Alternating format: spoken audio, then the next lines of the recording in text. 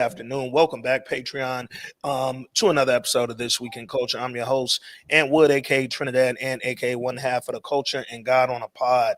Y'all know what it is. When y'all hear that can crack, I mean your man back. And I got my brother with me, Jay. What up, though? What up, though? It's your man Jay Johnson, one half of the culture, one half of everything. And I know what you're thinking. Finally, my favorite podcast is spending time with me.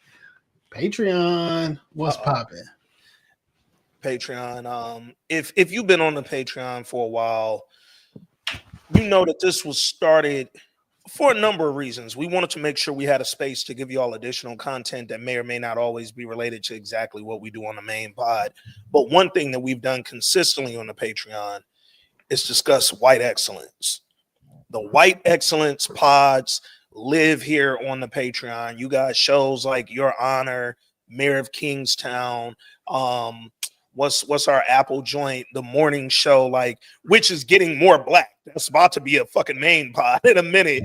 They keep hiring niggas over there, but you got white stuff that's so good that you got to talk about it on the Patreon, and our audience has really come to love a lot of these non-cultural shows and films that we review over here.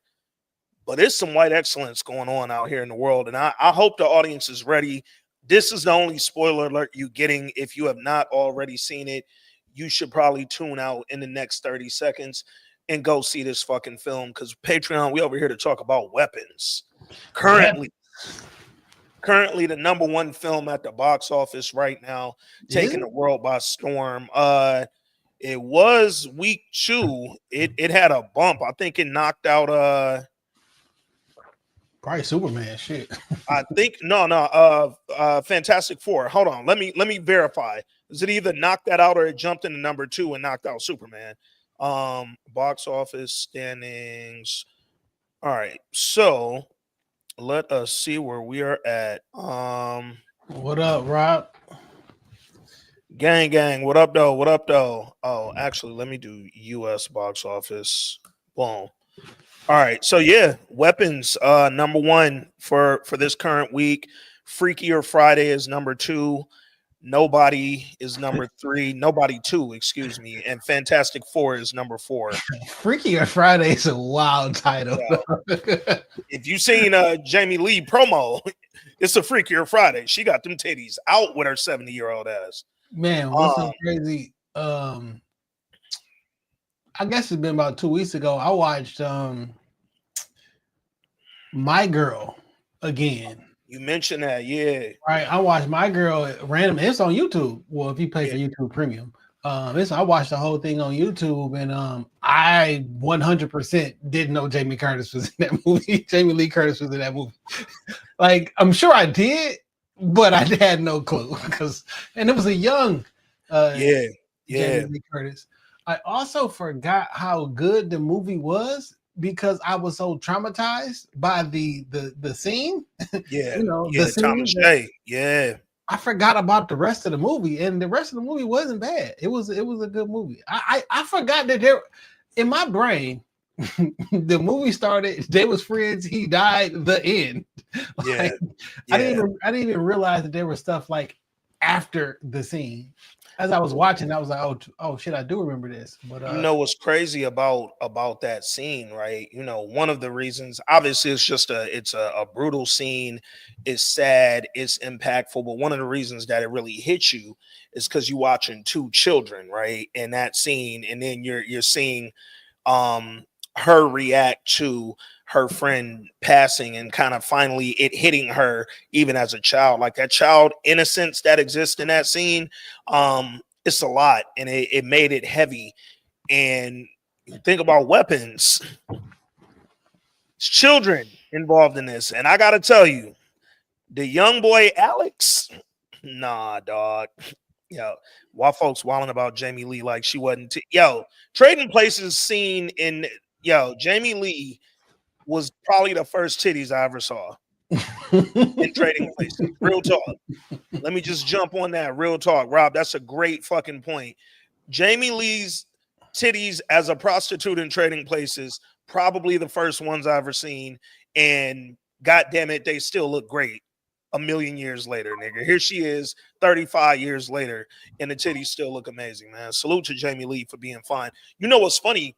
I came on this pod last year, almost a year to the date, when I went to the Toronto International Film Festival last year, and I told y'all I saw Jamie Lee in person, Humble and brag. she's really fine. Like, she's a very pretty older lady. Like, she tall as shit. She got the gray hair. Jamie Lee Cole. That's a cold white piece. And again, Great, a phenomenal actor though. oh, phenomenal. Like, has spanned every genre: horror, action, dramas. Like, Yo, who she's said great that? at what she does, dog. Who said that you don't have the range? I don't remember who said that, but somebody said that. It made it a thing. But like Jamie Lee got Jamie the Lee range. got the range for sure. Yeah. She Jamie Lee is white Denzel. She female Denzel. Like, did you go see Highest to Lowest yet? no, I didn't get a chance to see it. In the moment that I was gonna see it, I saw Weapons again just to make sure I had a second view of that and was able to come in here and really knock that out. But Highest to Lowest is on the agenda for this week, so we can knock that out on the main pod. But so I saw it's a meme that's going around this week for whatever reason, and it says the family was called the Huxtables. Why is this shit called the Cosby Show? Yeah, who are the Cosbys? Yeah, and I was in my family group chat, and I'm like, well, you know, when the Cosbys came out mid 80s, you had to get the physical TV guide to see what was coming on television. You had to read the newspaper or whatever, and like, don't nobody got time to be like, who the Huxtables? I need you to know that this is Bill Cosby Show, right? Yeah, because this is Cosby Show. And I feel that's the same way right now. Because I've told niggas I went to go see Highest and Lowest, and they're like, what is that?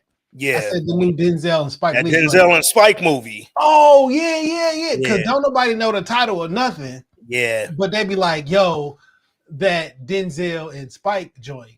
Or like when you get in a rap debate, they be like, nigga, name me one song that such and such made. I don't know the name of the song because niggas don't name songs about what they actually about no more. But I know the fucking words to the song. So it's just like when you fucking listen to an album and you think that shit dope, and niggas like, yo, what song? You don't know that. I couldn't tell you the name of a song. Half the songs I listen to don't even have a hook. So it's kind of making it fucking weird to know the name because that's typically where the hook lies. Nigga, it was a minute and 38 seconds of fire. I don't fucking know. Come on. Like, but it's the track after that one track, nigga, and that's what I got for you, dog. Yo, man. This movie Weapons, again, spoiler alert, if you have not seen Weapons, we finna dive all into everything that we can possibly talk about it. So you probably want to tap out. Who tapped in on Twitter or X and the This Week in Culture joint. If you ain't seen Weapons, yeah, because usually this will be on the Patreon. This is not gonna be on the internet after this live stream. Yeah, we here live. But if you live midway, or listen to the review and see if we sway you to want to go see Weapons, one or the other. But yo, man, let me start off before we even start talking about the film and all that. Did you know what the fuck this film was about before you went to go see it? Nigga, listen. Today's an off day for me, so I'm going to the movies today. I do not know what I'm gonna see. Yeah. But I'm going to the movies today. Yeah. And when I went and seen Weapons, I had no idea what it was. Never seen a trailer, nothing. But I follow a couple of movie review pages or whatever, and that one of them was like explains the ending or what the ending of Weapons really meant or some shit like that. Yeah. I saw that and I said, let me go see what Weapons is. I had no idea what the movie was about. I saw that our girl from Ozark was on there, and I was like, "Oh, I'll fuck with it." Yeah. Right? As soon as I saw that, I'm like, "Oh, I'll go fuck with it." I know she can act. Yeah. That's it. That's all I knew. And the cover was like, "What the fuck is this cover about?" I had nothing. I had no expectations. I didn't know good. I didn't know bad. I didn't know if this was. I had no idea what it was about at all. And Shout I to love that. Juliet Garner. She played Ruth on Ozark. If you a fan of that, so what's funny, I saw the trailer for Weapons. We in August. I might have seen this shit. I'll say somewhere in like March, April. It randomly came across the screen. Me and Shorty watching something, and it was a quick 30-second. Boy, this is not the super trailer. How about Fam? I've still never seen the trailer. So what's funny? I'm gonna send you. Matter of fact, see if you can pull it up on YouTube, dog.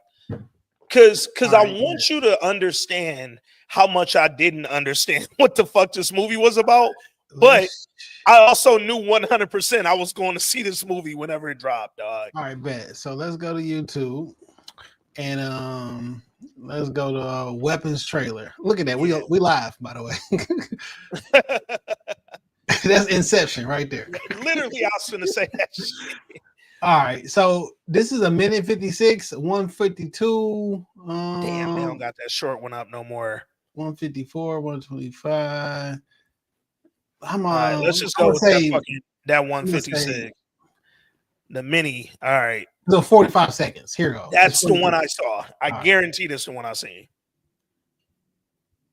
Mr. Graff, I can understand your passion, and I don't mind having these conversations with you because God forbid if it was my child, I'd be demanding answers too. Those kids walked out of those homes. No one pulled them out. No one forced them.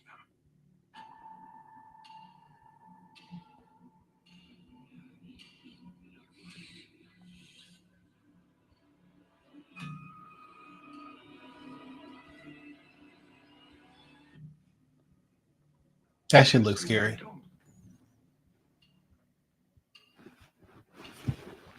So you know what's funny? That ain't even the one I seen, because the one I seen was pretty much all of that. And the only other thing they had in there was literally 2 scenes missing from that. The scene where she's dreaming and the young boy is in class and he leans his head up and he got the clown makeup. Yeah. And then the other scene where the principal has turned and he running up on her at the gas station and he got the bloody face. Those 2 scenes were in the trailer I saw, plus everything we just watched. And nigga, when I tell you, me and Shorty sat there in silence on the couch for like a smooth 40 seconds. Cause it was like, what the fuck was that, my nigga?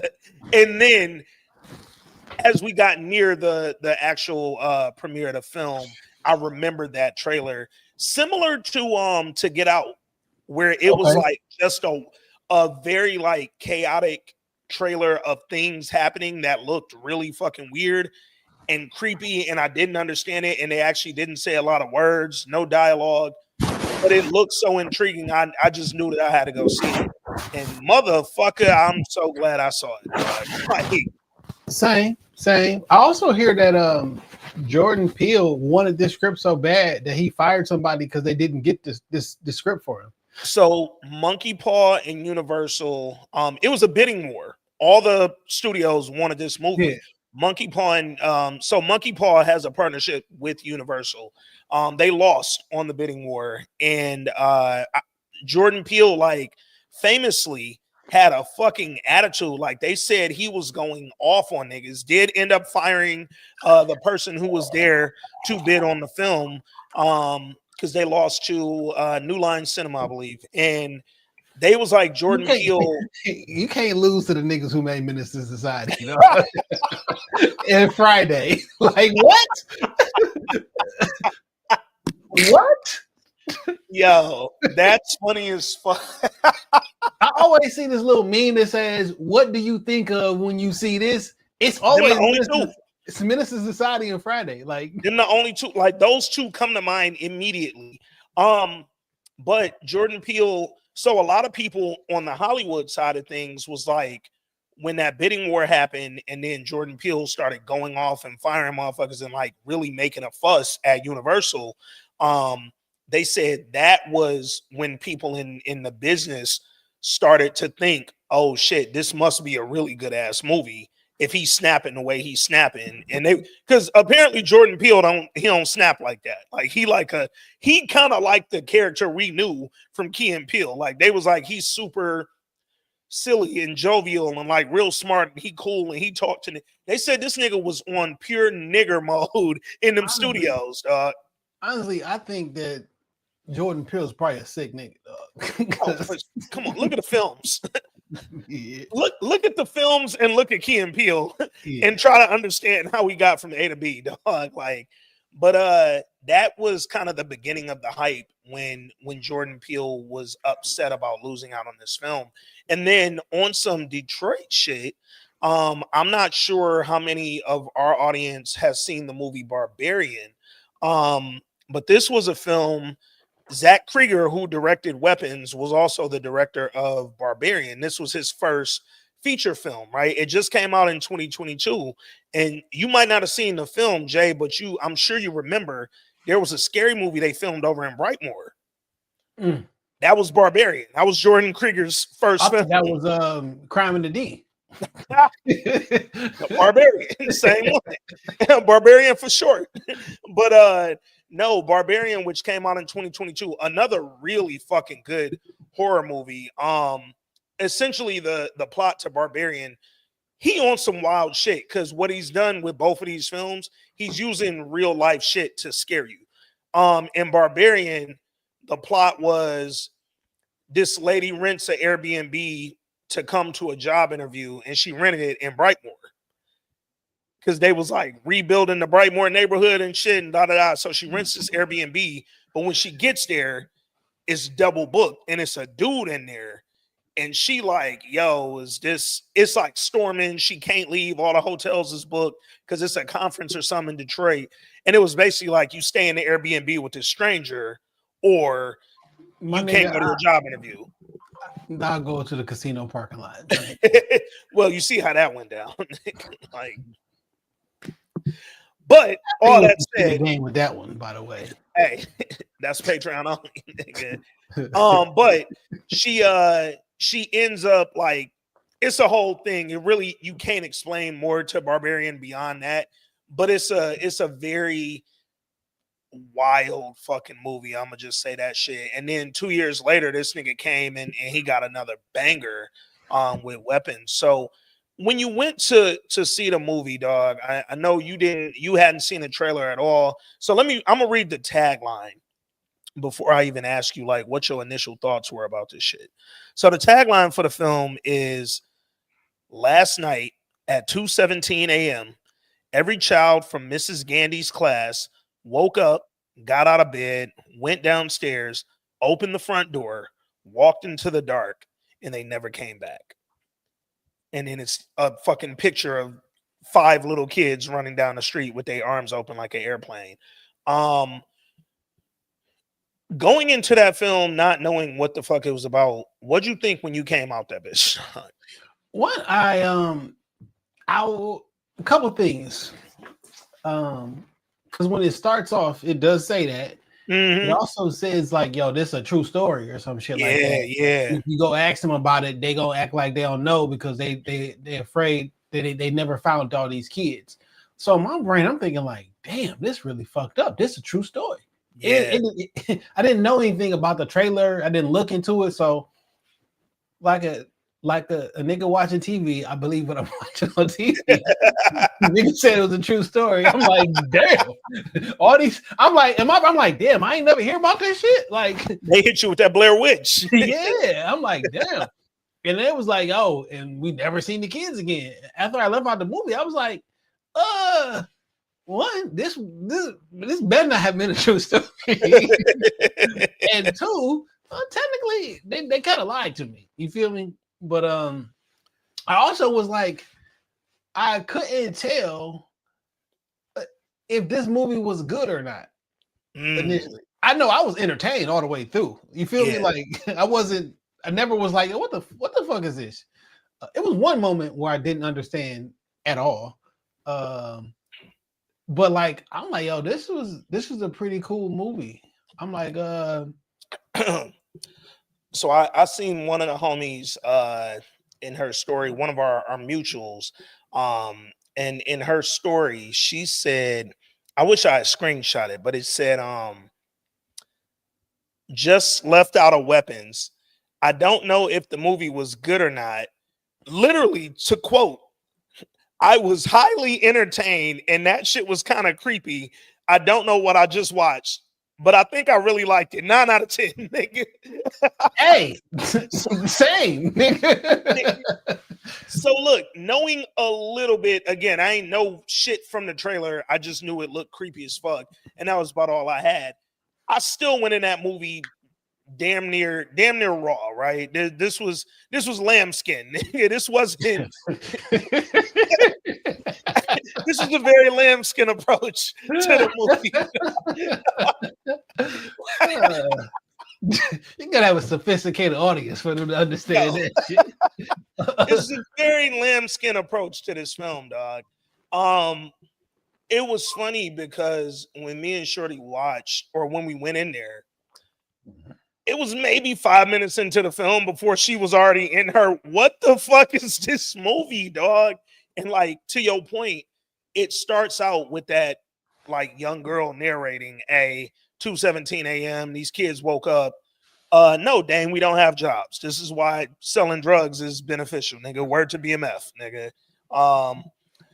It's real interesting looking at this film and just wondering the whole way through what the fuck is going on, but also being very entertained by whatever's happening on the screen. I credit that not only to the writing, but to the cast, man. I think they did a wonderful job with casting. Here's a little did you know for the audience.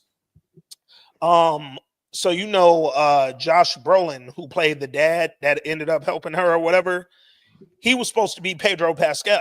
I heard that. And then the principal, the Asian dude from Dr. Shit. What the fuck is our Marvel movie that dog is from? God damn it. Doctor Strange? Doctor Strange. Yeah. I kept wanting to say Doctor Doom, and it was shit. That is. That's Benedict Wong from Doctor Strange. Yeah. So he was supposed to be Brian Tyree Henry. Both of them were cast in 2023. That's why that nigga name was Marcus. Like, Asian name Marcus is crazy. I didn't want to be that guy. But Marcus. And that they ain't had time to recap. Nigga, literally, his name in the credits is Marcus Miller. Come on, son. Come on. Do you know a non-black Marcus? I think I know one. No, he ain't white. He's a very light-skinned black. No, I thought I knew Marcus, but he's more like a Braxton type nigga. But yeah, no non-black Marcuses. So to find an Asian named Marcus Miller lets you know that this was supposed to be Paperboy. But both of them had to drop out because they only filmed this in 2023. Like this is a very recent movie. All right, fuck it. Let's go down this road. All right, boom. Let's just say Jordan Peele gets this. Okay. That's Brian Tyree Henry for real, for sure. Yeah, he don't care what scheduling conflict you getting Brian Tyree Henry. Who would be the lead actress if this was who would you want to see in that role? If they didn't go with Ruth from Ozark, who could they have put in here that would have bodied? You know what? And I'm saying this purely just because I think he would have really did it. I think he would have went with Kiki again. You know, my first thought was he would have did it. What's our girl though? Who's on the morning show right now? Nicole Beery. Yeah. Oh, she would have bodied. She would have bodied. Especially those. The reason I say them two specifically is like when the principal was like protecting her from the school board meeting to the car, and like that being your only friend, and like if everybody in that shit, man, I can see that. Who you think the cop would have been? Who would have played this nigga Paul? Because we need somebody that's a little bit dumb and Yeah, funny. Paul was off. He was literally off the wall. Who could have played Paul? I think. Who would have made a good Who was a Paul? good aloof looking nigga too? Who I can see having being a drunk. Low key. I mean, we would really be reusing the same characters, but I can see Lakeith playing that role.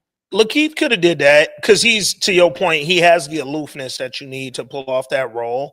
And Lakeith doesn't look wrong with Nicole Beery or Kiki. Like he could have worked with either one of them.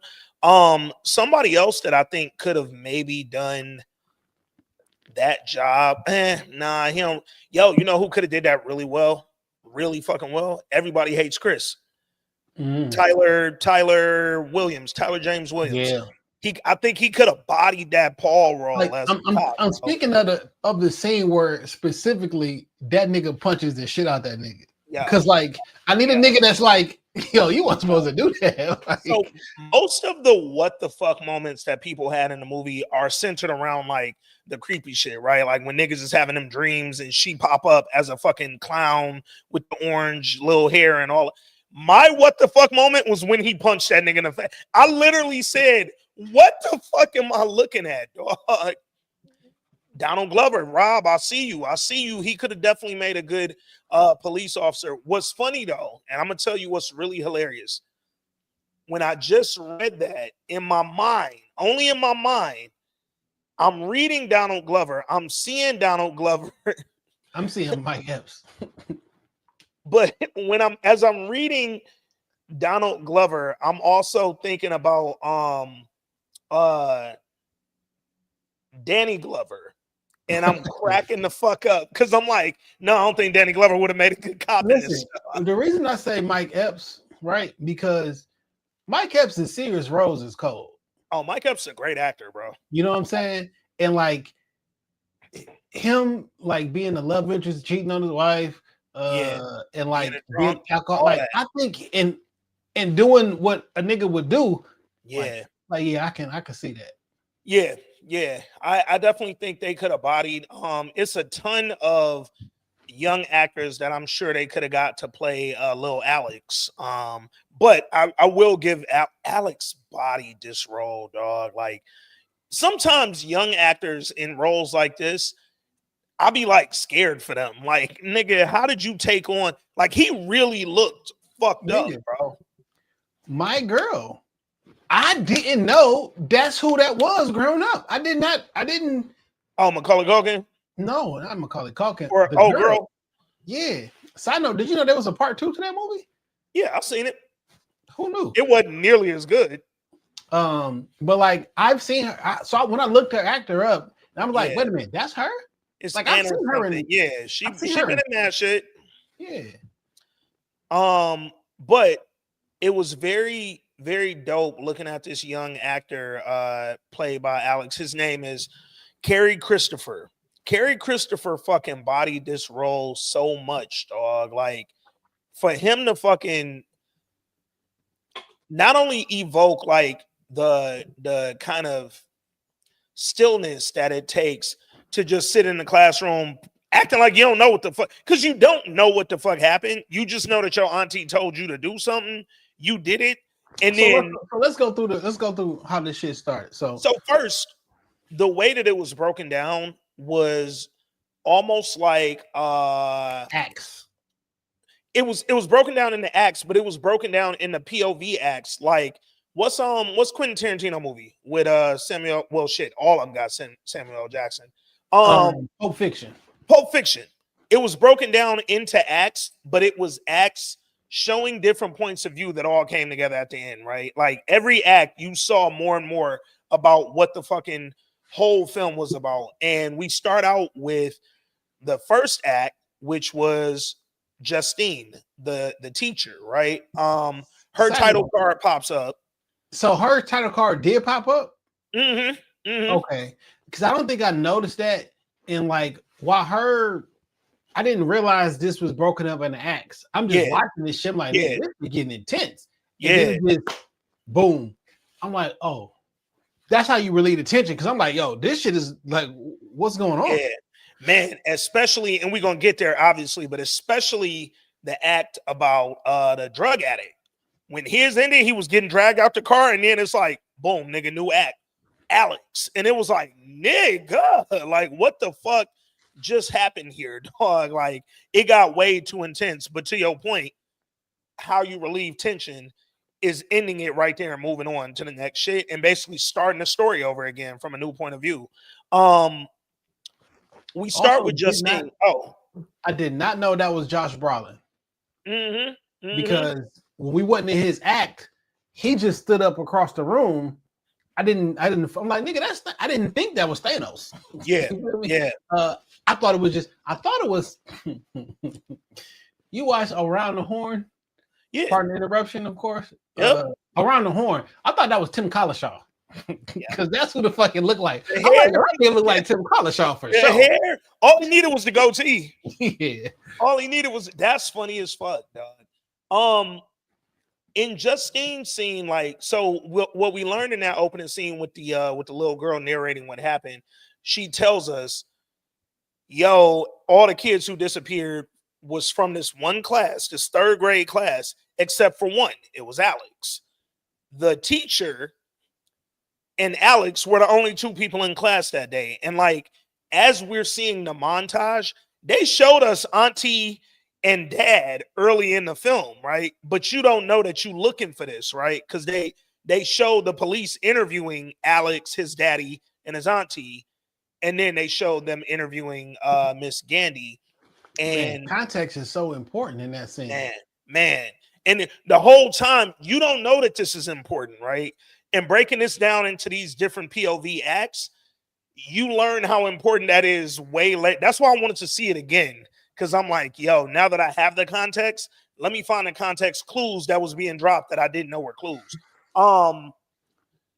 But then we also learned that, hey, the school shut down for a month after these kids disappeared, and then they had to reopen because kids got to learn, dog. We in whatever town this was, Mayberry, Pennsylvania or something like that. It was like, okay, we have to fucking learn what's going on. We can't just stop teaching. Like, it don't work like that. So when they go back to school, before they start up classes again, they have to have a town hall with all the parents, right? And the faculty. And that's one of the more important scenes of the film because we see the tension. All these parents want her to answer. Nigga. I don't even know what I would be thinking or how I would be feeling. Because like one, if I'm a teacher, yeah, and I go to my class, I walk in and it's only one person in there. Yeah, I'm like, yo, what the fuck is everybody? I don't know how I will react as the teacher. Fam, Yeah. why is only one nigga in class? The whole school was here. Why is there only one person in class? Literally, Right? help me understand. Because I probably would immediately go to the principal office. Like, yo, there's one kid in the class. Like, what Yeah. am I being boycott? What's going Yeah. on? I don't understand. Like, Like, are we like dialing somebody back? come down with something? It's like, what the fuck are we doing? Some COVID shit? Like, what the fuck is going on? Then I'll Yeah. probably start calling parents like, hey, what's and then like when all the kids is missing, as a parent, would you blame the teacher or like I don't that's just so weird. Yeah, it's so it was a really dope exercise in seeing how parents respond to tragedies, right? Or situations as tragic as this one, right? When something happens to your kid, no matter how logical or illogical your train of thought might be, you need to blame somebody for it, right? Like you need to understand who caused this to happen. If there's only two people in the classroom and all these kids are disappeared and it's a teacher and another kid, And y'all don't know nothing. y'all don't know nothing, right? The logical brain will say, well, that little kid ain't do nothing. He ain't disappeared 17 of his classmates. Like, So if you're immediately gonna go to the adult in the room, dog. if everybody at your job disappeared and you the only nigga at work, hey yo, Ant, what the fuck happened, dog? Nigga. It's almost like a natural fucking way of thinking, even though again it sounds completely irrational. It's like, yeah, I kind of guess. But He the had only to. other thing that I wouldn't immediately go to the teacher is, yo, we see these niggas on camera leave by themselves. Yeah, yeah. So like that fucks me up. So you know what I thought was a really dope scene? It was a very sort of like under the radar scene. It didn't really move the fucking plot forward or backward, but it was just very fucking one, it was very well acted, and two, it was the thing that you just said when Josh Brolin goes to talk to the police chief and he talking to him, and Dog says, what do you see that we don't see? What do you like? How do you continue on to blame her when there's no evidence that she did anything? And he was like, the fact of the matter is, the kids walked out of those front doors. Nobody pulled them out. Like, what do you see that I don't see, dog? And I thought it was such an effective way to do it. Cause it was like, yo, when you let go of all the emotion, and it's hard to do that because we talking about your kids, but when you get past the emotional part of this, nigga, what the fuck do you see that makes her to blame for this? Like, she ain't do shit. It's her classroom. That's the only connection to this. It could have been any one of these teachers, and it would have been the same thing, dog.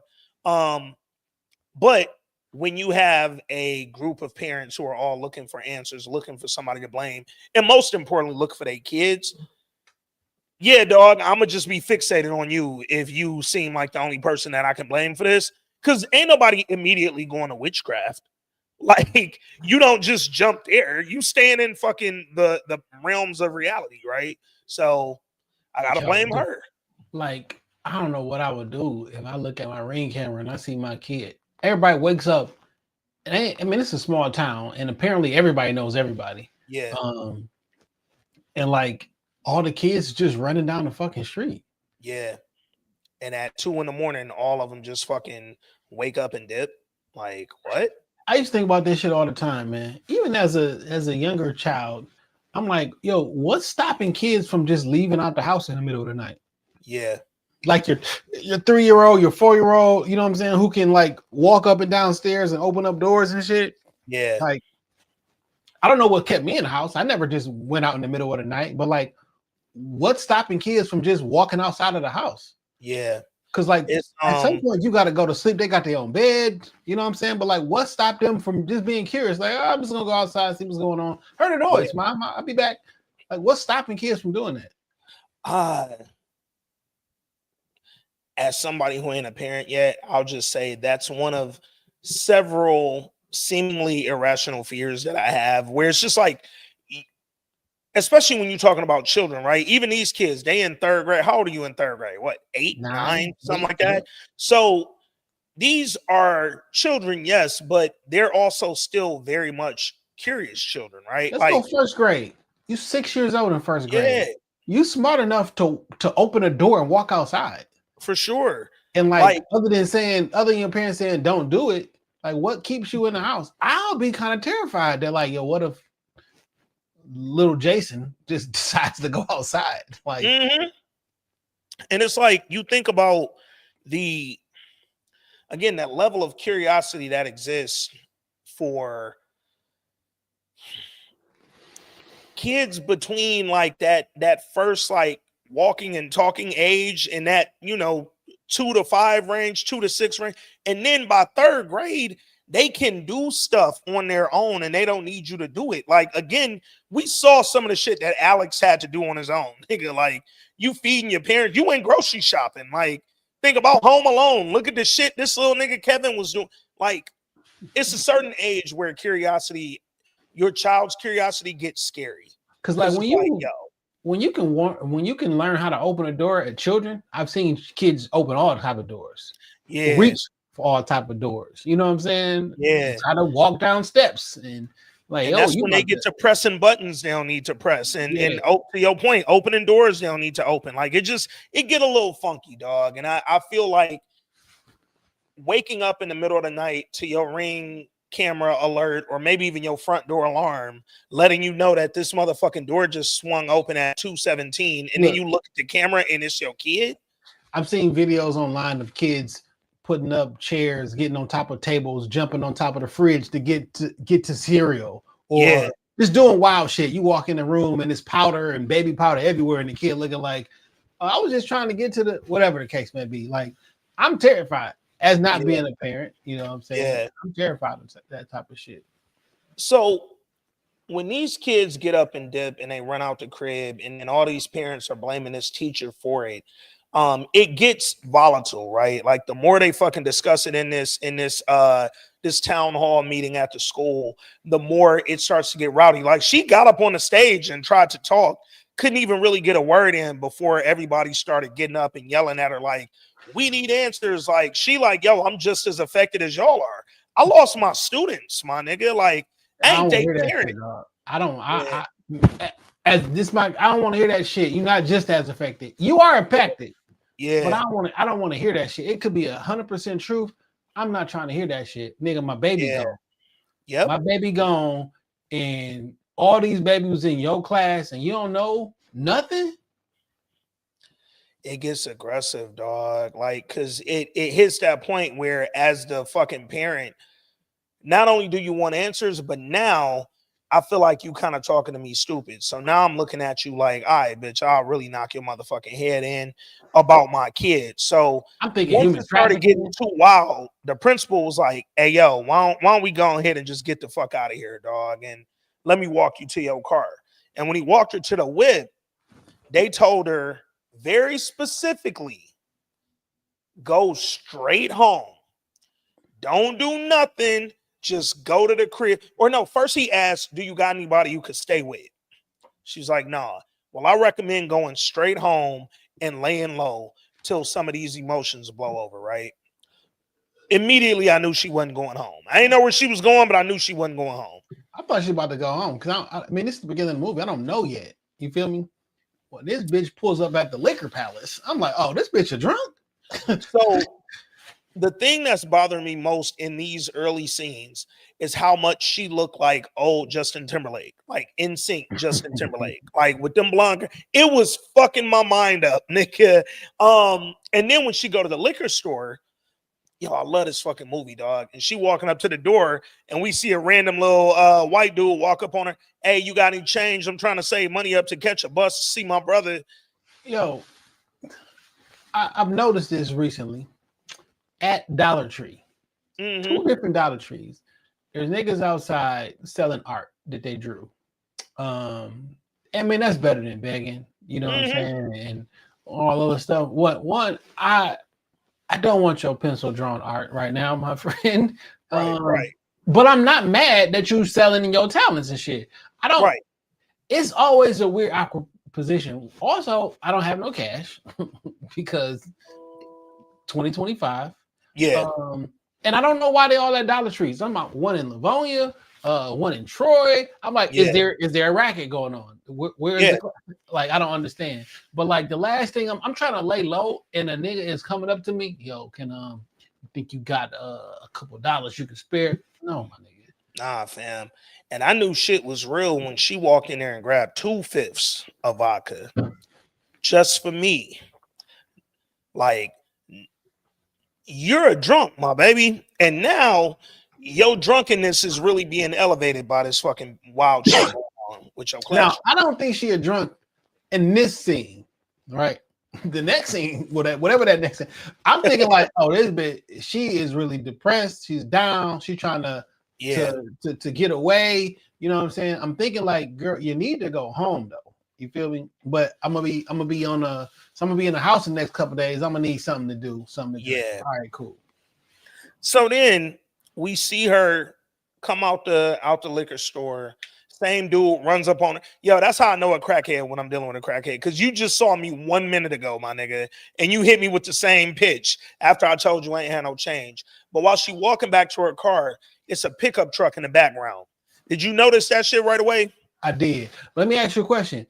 The kid that came up to her and asked her for money, is that the same crackhead dude? Yeah, that's dog. Okay, because I just thought about that. Like, yo, is that the same kid? Because Yeah. I just connected them dots. Tied all these niggas in, and we ain't even know it yet, dog. Yo, he was phenomenal, by the way. That nigga What was you great. mean?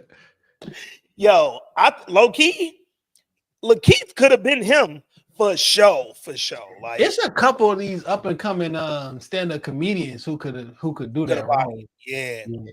No, I thoroughly enjoyed Dog in this movie. I think that nigga was phenomenal as a crackhead. Like easily CP. one of the best white crackheads I've ever seen. Yeah, That nigga's hilarious. It could be CP though, because he would kill that role. for sure. For sure. He'd be hilariously funny and serious at the same time. Yo, you know who else could have been Paul? Speaking of CP, Marcus from Love Life would have been a good Paul as the cop. He could have been him, awkward as shit. And also it fits Marcus' character for sure. Yeah. But she goes to the crib after she get her fifth of vodka. She gets home, and it's kind of creepy, right? She looking out her side mirror before she even get out the car because there's two people walking up the block. She go in the house, pour a drink, turn the TV on. Niggas is playing nigga knock at her door. She go out with the mace. She don't see nobody. Like, it's just, is this my life? Like, moving forward, is this what I got to deal with till they figure out what happened to these kids, dog? I also want to I don't want to scare y'all. You feel me? But I just want to point this out. There's about 3.5 inches of door that's separating you from outside to the inside. Like the rest of the world outside, you're not safe. I know we feel safe at home. Yeah. But 3 kicks and a bump, that door is coming down. Yeah. Forget the door. All of our houses have windows. So also like that. Also that. Like a rock through the window gets in. And like when people want to do harm to you, I'm not opening the door. I thought when she opened the door and turned back around, because you know how they do, weird shit with camera angles in scary movies. Because I didn't know this was a scary movie. I don't know if this counts as a scary movie. I don't know what it's called. Oh no, it's 100% a horror film. Okay. For sure. But I'm like, yo, something's about to happen. Like it's something about to go down like right now, especially with the Yeah. They did a really dope job at building the tension in this film too. Because there was a lot of moments that got like to that like height of tension where you're like, okay, this shit's about to explode. And then they literally brought it all the way back down with no explanation. It was just like, yo, we built it right here. And then bam, it's tomorrow, it's a new day, or it's a new fucking title card, and we about to tell somebody else POV. And during that first title card with Justine, I think that they did a lot of really dope transitions to kind of show us just how chaotic shit had gotten for her. And then how desperate she started to get, right? Because she has, other than Alex, she has the longest title card. We get kind of a overview of her next couple days, right? She goes to talk to Marcus, the principal. She telling him like, yo, I want to talk to Alex. Like, we the only ones left, yo. Like, I kind of felt for her. Like, damn, if it was only me and him in that classroom that day, I don't want to just be told I can't talk to him no more because it's inappropriate. Like, I want to see what's up with him. And that's when we learn a little bit about her background, right? Marcus is like, yo, you know you can't talk to that nigga, man. Like, you be overstepping sometimes. Like, you can't hug a kid. You can't drop one off. She was like, yo, they missed the bus. He live in my neighborhood. Like, what the fuck, nigga? And he was like, yo, it's professional lines that you can't cross. Like, you got to stay within the boundaries of your job. And he told her something that I thought was really, really kind of landed. He was like, you're a teacher, not a parent. Nigga, like, you got to stay within the lines and the professional boundaries of being a educator. And he said very specifically, don't fuck with Alex. So then she went and fucked with Alex. I mean, it'd be like, I was frustrated with her character on a few things. Ultimately, she was right, but I was frustrated with her for a few things. Just like, yo, she told you don't fuck with the kids, and here you go fucking with the kids. Yeah. Now I'm thinking like, I'm also thinking like, yo, where the fuck are the kids at? Yeah. Because it don't seem like she did anything because we watching it from her point of view. You know what I'm saying? So I don't think she like did it, but like, where the fuck is these kids? Is this some human trafficking shit? Is this some? Because I never seen the trailer. I don't know. I didn't suspect a supernatural occurrence, or did I? Like, you know what I'm saying? Like, where are these fucking kids? Yeah, I was so. I think that's one of the things I really enjoyed about this film. I was so tripped out watching it because you had all this chaotic, weird shit going on while you're watching each one of these title cards. But then you get back to, oh shit, I still don't know who got the kids. Nigga, like, we don't actually see the kids until we get to shit. Alex. Oh, no. It was before Alex when we got to the crackhead nigga title card. That was when we first saw the kids in the basement. Yeah, like, so we're 4 or 5 title cards in before we finally see where the kids actually are. And even when we saw them, we still didn't really have an idea what was going on. So one thing that Justine did that we saw kind of throughout the film, but she kicked it off. She followed Alex to his crib, and then when she went to the crib, we saw just how like desolate this shit looked, right? Like, she walked up on the porch, she knocking, nobody's answering. She just watched this little nigga go in the house, but now ain't nobody answering the door. And then you look around and it's newspaper all over the windows. Like, it's dark. You look at the grass, you look at the lawn, this shit is unkempt like a motherfucker.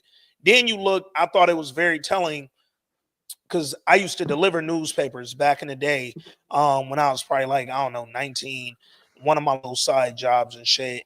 And one of the dudes that was training me on my route, that nigga was like, if you ever pull up on a crib and you see a bunch of papers stacked up, they probably on vacation and we might want to like just make note of it so we don't keep bringing them papers to the crib and they just sit on their porch and pile up and look like a dead nigga lay there. So I'm looking at this nigga Alex house and it's like mad newspapers scattered over the driveway and shit. And I'm like, yeah, dog, something ain't right with this nigga crib. I don't know what it is, but something ain't right. So when she went to the crib, she trying to peek through the windows. They all got fucking newspaper over them. And then she went to the backyard. She looking through the window. She could see the kitchen kind of messy, living room kind of messy. And then she looked at the couch and it was a silhouette of 2 people sitting on the couch. And nigga, this was the first like, yo, this crib is crazy. Something's going on in this bitch, dog. And now it's like, I feel like, yo, I'm trying to figure out what the fuck going on so I can clear my name. Because you niggas think I did it. And now I think this kid is on some weird shit now. Yeah. I know you in there, little nigga. Like, yeah. I saw you walk in the door and now I see 2 very grown ass people sitting on the couch, sitting perfectly still. If I'm the teacher, I come to work, ain't nobody in class except this motherfucker, right? Yeah. And now this motherfucker being weird. Nigga, you know what's going on. Yeah. When I try to talk to you, you's like, yo, nigga, don't talk to me. I'm running from, and he run off. I'm like, yo, that's not how you usually be with me. What's going on? Yeah. And cause niggas trying to kill me. Facts. Niggas following me, throwing shit at my house, spray painted witch on my car. Man, she woke up to that witch on the side of the car, dog. Yo, the funniest part, when they wrote witch on the side of the car, and then the principal told her, yo, don't follow that nigga Alex. Don't be up after school. Like, we just need you to stay home and kind of just chill for a minute. She went everywhere with that witch still on the side of the car. Like, baby girl, you not low, nigga. You not low at all. They see you. When you saw them 2 people in the crib, what was your immediate thoughts? What the fuck? Is they dead? You know what I'm saying? Like, are they dead? Are they like, I didn't know. You know what I'm saying? In my mind, I'm also like, I'm with you. I'm like, yo, was them 2 dead people just propped up sitting on the couch? But then I'm also like, yo, that nigga Alex just walked in that same house that I'm looking. So do he not know that these people was there? Were they ghosts? Like, what the fuck am I seeing? Like, I was already kind of on some supernatural shit. Alex didn't take out no keys. So is the door open? Door popped right open when that nigga walked up. Like, as he walking up, the door opened and then it closed when he went in there. Like, the fuck is going on, dog? Then as we move forward, right, she calling the principal, she telling him what's going on. He like, yo, I told you leave that little nigga alone. You done went to his house. Like, this shit weird. And she like, yo, fam, yeah, I might seem weird, but this shit is really weird. Again, I need you to fucking like take me a little more serious. And he like, dog, you need to chill before this go left, right? So she like, all right, man, he All ain't good listening advice. to me. Dog, you know what's funny? If she had chilled, granted, I don't know that they solved this shit, at least not as soon as they solved it. It took we a little over a month into the kid's disappearance, but same time, if she had chilled, she wouldn't have had to experience some of that shit she went through. Because Yep. only reason they got you and you was able to get attacked and all that, Because the hair. you put the pressure on motherfuckers. You got shit shaking, but Yeah. that's why a lot of this shit happened because you put the pressure on them. So one of them nights she over there stalking, because now she in pure stalk mode, right? Like, matter of fact, before we got to that night, she went to the bar. She went to the bar. She met up with Paul, who she seen when she was down there trying to make a police report about her car getting spray painted. And she goes to the bar. She meets up with Paul. She having drinks. She getting fucked up. And then Paul came in and he like, yo, is it all right if I hug you? Like, he was being mad, timid and shit. You could tell this a cat she probably used to deal with. And then she like, y'all want to drink? He was like, yeah, let me get a Coke. She like, a Coke, Yo, nigga? I realized that she's a horrible fucking person Man. because you know that nigga is alcoholic. Yep. He asked for a Coke and you made that nigga get a drink. Yep. What kind of person are you, dog? A bad one. Like, literally fucking force that man to do some shit that you know he shouldn't be doing. But I put some of this on Paul too, because when she asked Paul, yo, like, what's up with you and Donna? Y'all still rocking? He was like, yeah, we ain't exactly together. Nigga, yes, the fuck you are. Like, you're very much married, my nigga. Like, you 100% walked in there and lied to the side, bro. Like, One, I don't know their relationship status because y'all do live in different places, or she travels a she was lot, traveling. Yeah. and he just had a hell of a day. We didn't know what kind of day he had. No, that's a fact. We didn't know. Right. So I just went because I'm having a hell of a day. You know what I'm saying? Like I'm having a hell of a day. So yeah. So they get to kicking it, they talking, life is good. And then next thing you know, he had a drink and they woke back up at the crib. It's the next morning now. He done piped out. She's sitting there in the chair playing music to wake this nigga up. Like, you done piped her down for sure. So I didn't get where the animosity came from, right? Yeah, it makes sense now. Yeah. Right. We learn more, but like, nigga, you smashed last night. She dropping you off. Nigga, why you so angry at her? Yeah. It but was now very... that I know, because you made me start my process over. Now. Yeah, I ain't getting my coin now. Nigga, like, my shit is fucked up thanks to you. And not only that, I gotta walk in the crib and explain where the fuck I'm coming. Like, well, he thought his girl was still gone. Yeah, she was definitely back from the trip. Even what's funny, she told him she was coming back earlier because she was supposed to be gone for 6 days. She left for 3, but then she came back in 2. And it was like, hold on, fam, you back home now? Oh shit! But when they were talking right before she dropped this nigga back off at his car, which was still at the bar, she was like, "Yo, what y'all doing about these missing kids? Like, what's goody?"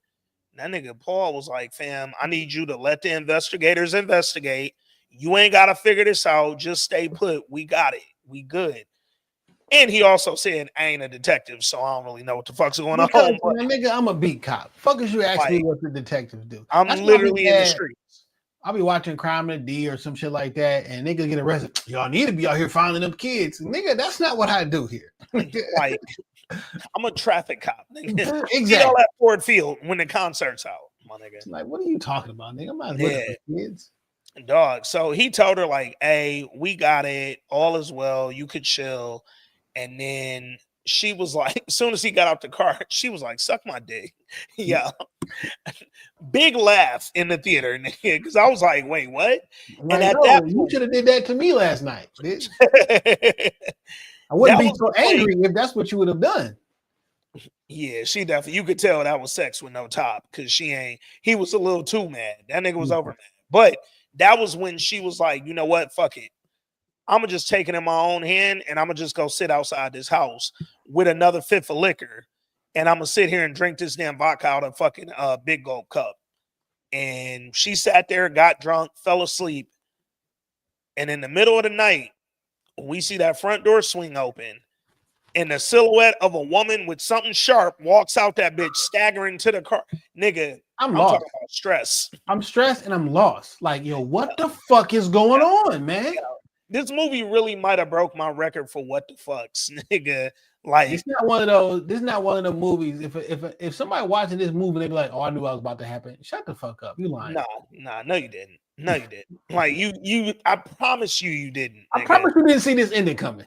Like- There's no way you saw this ending coming. This is not based on a book or no some shit, right? Nah, Yeah, and there's it no wasn't way a you true saw story, like they said in the beginning. So you don't know nothing about this shit. this. Like, So what's funny, if anybody goes and watches Barbarian who hasn't already seen it, the other Zach Krieger film, I'm telling you now, you also don't know what the fuck's gonna happen in that movie, nigga. That shit went so far left from where it started. I think it's on HBO Max too, if anybody wants to check that out. But that said, we see this silhouette of a person walk out. Woman comes up to the car. She stops at the fucking window. Whole time Justine sleep, nigga. And I'm sitting there thinking, yo, she's about to like bust through the window and stab the shit out of her. I didn't know what the fuck was finna happen. But then we see her walk off. And I'm like, yo, is she just walk through the neighborhood? Did she walk to wherever the kids went? What the fuck is going on? Then we hear that back door open. Yo, the theater is screaming at this point, dog. And she got in the back seat, sat down. We see her arm come across and cut a snippet of hair. And I said, my nigga, what you thinking happened right? What was you thinking right there? my immediate thoughts when she cut the hair is some witchcraft going on. That I went straight there. Maybe because I watch a lot of fucking horror shit. I went directly to witchcraft on the haircut. Before she cut the hair, I thought she was going to cut her throat. I went to, now I'm about to use your fucking hair and you about to be responsible for the shit. This shit gonna end up in a crime scene somewhere, or it's gonna be where it's not supposed to be. I'm gonna place you. I'm thinking like, it was still weird to me because like this bitch don't look like she conscious enough to think of that. Yeah. But like, why did you cut my hair?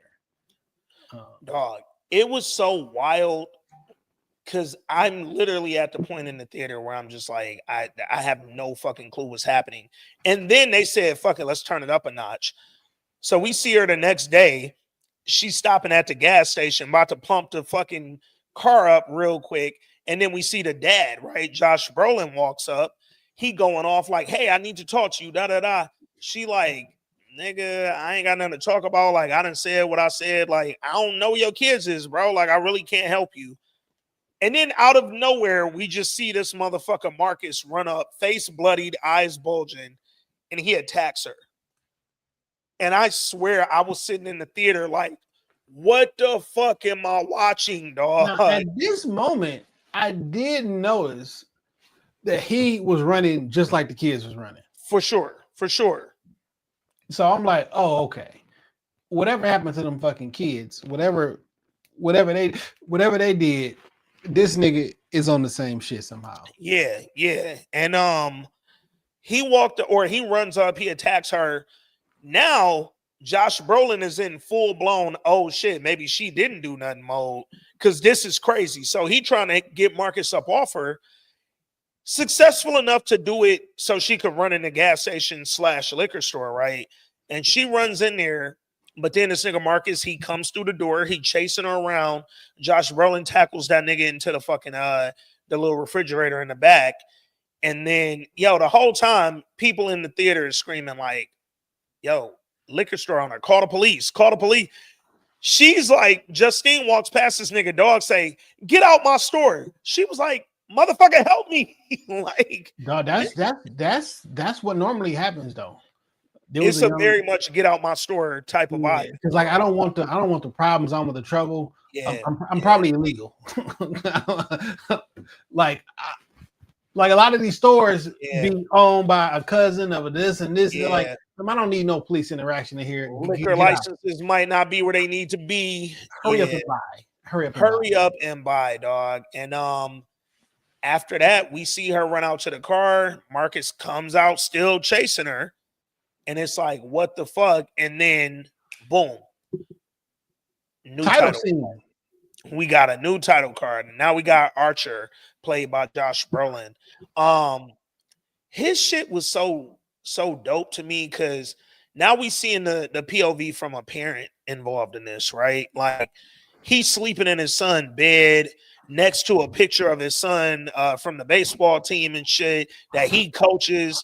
And we see his wife come in the son's room and she like, I'm finna go to work.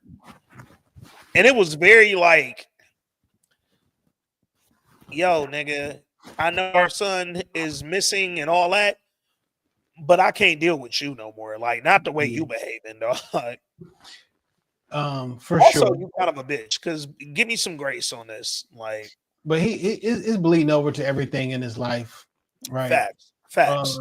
He's down at the construction site, didn't order some shit, ordered some wrong shit. He would just keep fucking up. He's fucking up. He's fucking up. Ordered the wrong color paint for the door. Was supposed to have green. He got bright red. I'm like, oh shit, nigga, you the one that you pay the bitch. Like, we see you. No. During his time, it's two things that I think I understand what the fuck's going on. Another one, how did this happen? Yeah. Because nigga, you seen the clown face. Yeah. I didn't know what the fuck that was about at the time. And I don't know how that happened. Yeah. Because it's never explained. We saw after she went to the crib in Justine's title card, when she first snuck around the backyard and looked through the window and all that, she had a dream that night, and the motherfucking clown face lady was on the ceiling right above her bed. So then for Josh Brolin's character, I think what happened there was because the guess, right, is that Aunt Gladys, shout to Miss Gladys. Come on, we know who we doing it for, nigga. But the guess is that she could tell or she could feel when motherfuckers was getting a little too close to the situation, nigga. And I'm guessing that's maybe where some of these little like visions started to come from. And with Josh Brolin's character, he had the dream after he started piecing together his little map of the neighborhood in the direction that the kids was running, right? One of these things that it don't make no goddamn sense. And I think this was just the writers, directors, or whatever, like putting a message in the film. Because you went to this house and you look up in the sky and it's AR-15 up in the sky. Now, my interpretation is that is your message on gun violence because you have a bunch of children who in the school who are no longer here, and you just got an AR-15 up there. I think that's you trying to say you may be a political message or whatever the case may be, but that shit has no bearing on this movie at all, completely. And it's the one thing that was like, what the fuck did this have to do with the movie? I tell you, I had a similar interpretation the first time I saw it. When I saw it the second time, I'm gonna tell you where I went. Because at first, like when you look at the beginning of the film, you see like the little memorial outside the school, even the town hall with the parents. All this is very similar to post-school shooting stuff, right? And so when you see the AR-15, you kind of almost immediately go there. But then I wrote some notes when I saw it this second time. So you got the AR in the sky. Look up in the sky, ask God why, nigga. You got the AR, but then you had some other shit that I thought kind of manifested himself throughout the film. The crackhead, right? The needles, the drug use for this young dude. The police, specifically the police chief helping Paul cover up the fact that he abused this nigga and then tried to hide the tape like as long as possible, right? Then you also had old girl being an alcoholic. They mentioned she had a DUI.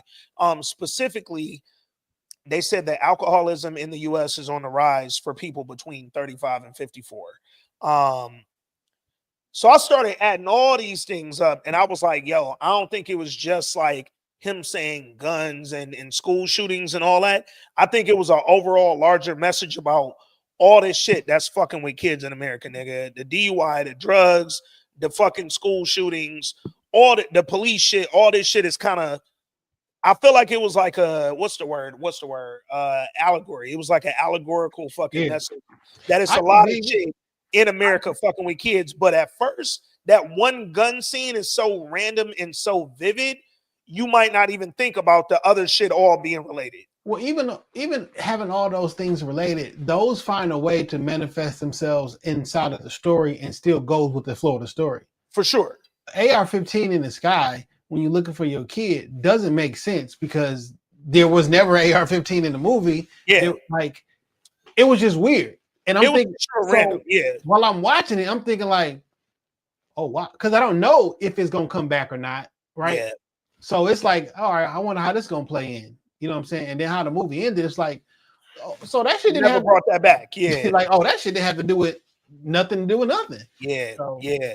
I also thought during his title card, Archer, not only do we see him sort of breaking down, but we also see like kind of his obsession, right? Which as a parent, I would assume that's what you're going to do. Your kid come on missing.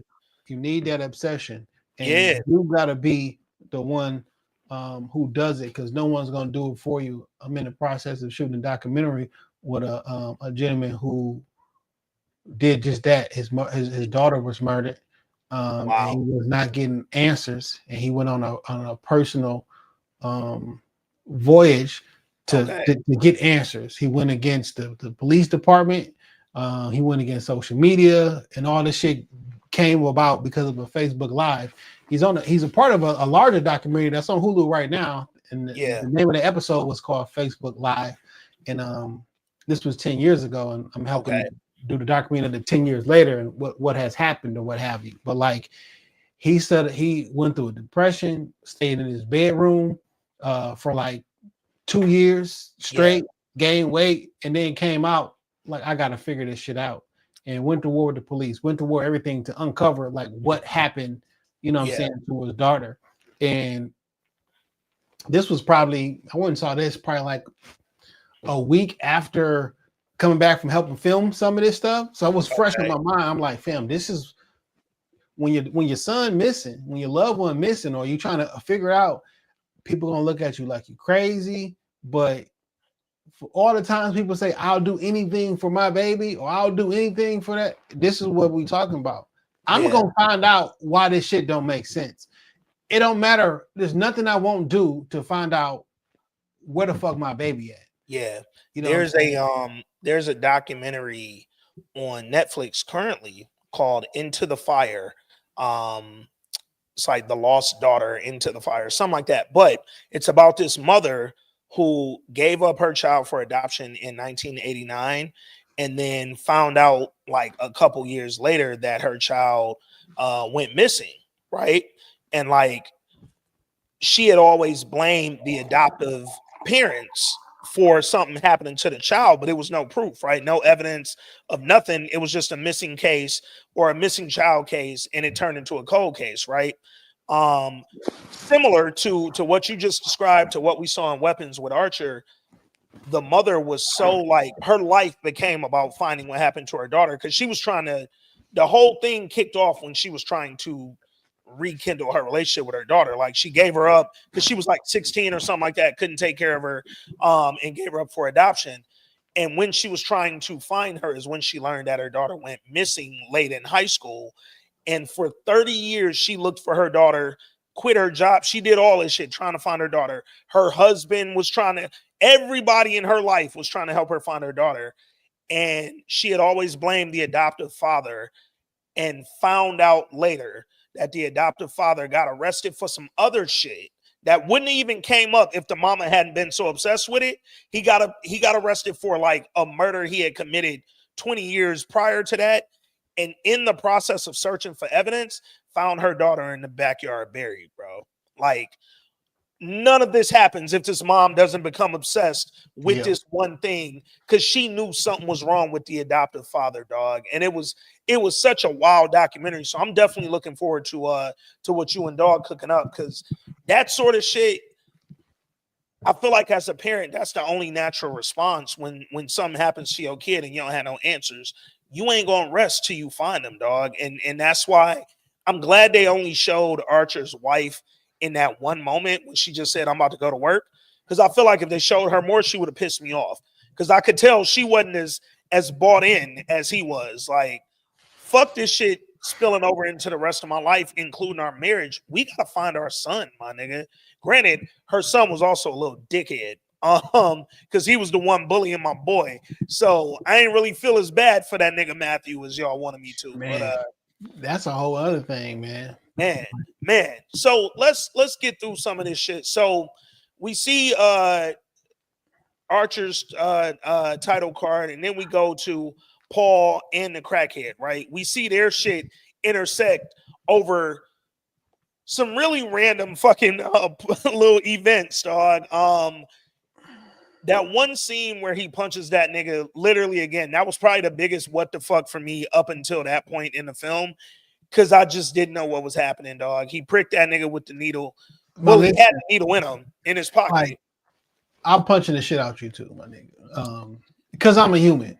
Not because that's right, not because it should be done, but no, because AIDS is real, nigga. I asked you if you got anything on you that would poke me. Yeah. And you said no. I went in your pocket and I got poked. Pause. Man. I'm knocking the shit out you, my nigga. He rocked that nigga shit too, bro. And after we saw that happen, we saw I loved both versions of the scene where he sees him at the police station, because when we first see it, it looks like the crackhead nigga is coming down there to tell, because what he told him after he punched him was, yo, you fucked me over, I'll fuck you over, let's just wrap it up, we even, right? We'll call it even, let bygones be bygones. Because don't come tell on me, my nigga. Like, I'm just thinking about, like, when that nigga walk across that motherfucking corner and see him, it was like, yo, that nigga said, what did I tell you? What did I tell you? I told you don't bring your ass to the police station and tell on me, dog. Because I thought the same thing he was thinking about, right? But when you see the other side of it, it's really funny. I'm really not here for you at all, nigga. I'm here to collect 50 bands, nigga. Like, yo, it's giving really a crackhead 50,000, worst move that could have ever happened. I'm so glad he didn't see that money. Nigga. Did you think the nigga worked there? Oh, at the spot he was no, absolutely not. Nigga. So you know what's funny? I thought it before he said anything else. Yes. When he first said, "Yo, I work there," call him. You know what I'm saying? I lost my keys. I was like, cool, that'll work. Every other word out that nigga mouth, I said, "Nah, that's crackhead right there." Because when we start asking him certain questions, something like that, there's something a little weird. But initially, that's why when you tell the cops the truth and you heartfelt and everything like that, they be like, "Fuck all that shit," because I heard it all before. Like, a nigga just told me that shit and had a fucking an AIDS needle, a fucking AIDS needle. A needs needle is funny as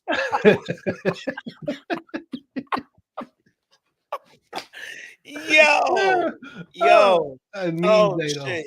That's funny as hell, dog. Sony and when we see the flip of that, right, and we see he going around walking through the neighborhood after he got that whole little situation. He didn't get arrested, but he walked away because the cop punched him in his shit. And when he walking back to his little tent in the woods that he lives in, he sees what looks like an empty ass house. Really unkempt lawn, newspapers all on the window, bunch of newspaper in the fucking driveway. Yo.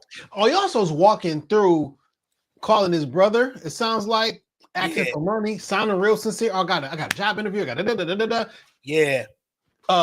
pulling on every fucking door Lying handle. his ass off, by the way. You know what I'm saying? Like, so that lets me further know you didn't work there. He lying. He trying to get money from everybody. He pulling on all the fucking car door handles and shit. And then, boop, here goes the empty house. Oh, this nigga ready to steal on some Ezel shit. Yeah. It was he was very Ezel, dog. Very much so. And when he went to the house, he knocked on the door and nobody answered. He trying to see if the doors is open, windows is closed. This nigga climbed to the top floor to get through a window, nigga. Like he was No one determined. locks their top windows because they gonna be like, ain't no nigga coming up here. Just who climbing up here? We live in this fucking colonial style home. Ain't nobody climbing to this damn window except a crackhead, nigga. And he climbed his ass up there, crossed through the window, noisy as fuck, but he thinking it's empty, right? So he doing whatever he got to do, trying to steal. He go in Alex's room, steal a pillowcase, because now we finna get busy. And then as he makes his way back downstairs, he see the little TV entertainment center. Oh shit, they got DVD. That nigga said, yo, Willow. Like, Yo, niggas really steal silverware?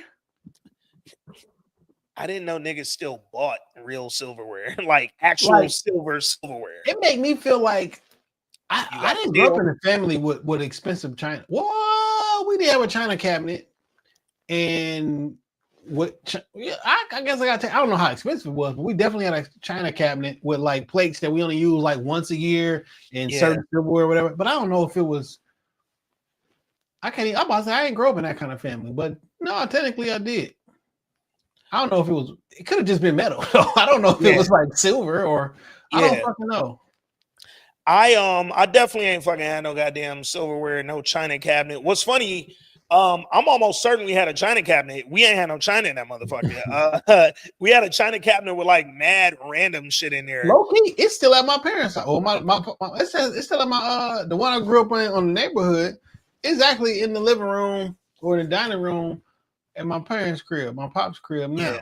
I'm gonna go look in there and shit. Like, what you see this good china? When he first was like stealing like the little shit from the entertainment center and he looked up in the reflection and saw them two people sitting on the couch, nigga, I was like, holy shit, here we go. Like, now we back. But then he walks up to them, he went up to the mom and was like, hey, yo, you good? Yo, the nigga start lying immediately though. Yo, my bad. I'm sorry. I'm sorry. And then when he realized like they weren't talking, they weren't moving, they weren't fucking doing nothing, he was like, fuck it, I'm back to the mission, nigga. And he starts stealing the fucking silverware. You know who would been good as a crackhead? Who that? DC Young Fly. I low-key could see him do that. He might have done too much, but I could see him do that. Because like he can be serious, right? Yeah. But like the talking to himself portion, Yeah. He could have pulled that off. You know what? That ain't a bad pick at all, dog. And then this nigga, as he's stealing the fucking silverware, you got a pillowcase full of silverware, right? You good now. You should leave.